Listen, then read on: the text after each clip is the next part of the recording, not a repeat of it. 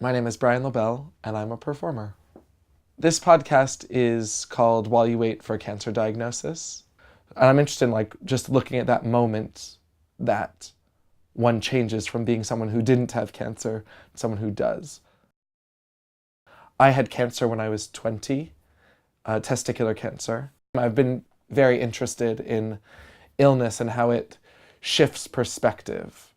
My name is Iain Perdue. I am a research worker at the Institute of Psychiatry in Denmark Hill for King's College London. A lot of the work I do as a medical anthropologist is around both the way that we define disease and illness and the way that people experience it, and what we define as treatment and what we define as sort of healing.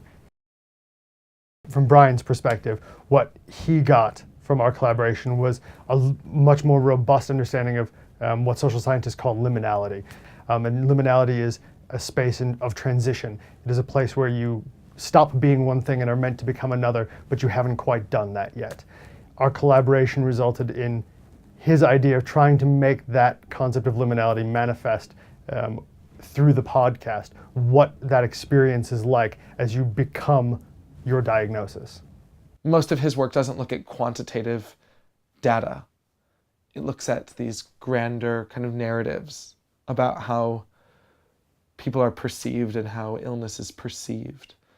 We've had a lot of fun just kind of talking about different interpretations of these things and different angles to look at them. We talked a lot about time, and we talked a lot about sort of patient subjective experience, especially around things like cancer, the sort of way that you tell people how you were sick, what we call illness narrative. You implot yourself into this. You come out with points that you narrate your story around. People have very, very particular, very, very robust stories that they need to tell. As Brian and I were working out how to make this manifest through a podcast, he got another waiting for cancer moment where he found out that he had a lump in his breast. And the exercise went from being an intellectual one to a deeply kind of embodied one. And I think that the influence of that, along with the influence of our discussions, is very obvious and very palpable when you listen. I've always tried to just be really honest in my performance work and in my artistic work, so it feels like it's just a good idea to think about where I am and speak about where I am now. I just want to let you know that you're not waiting alone.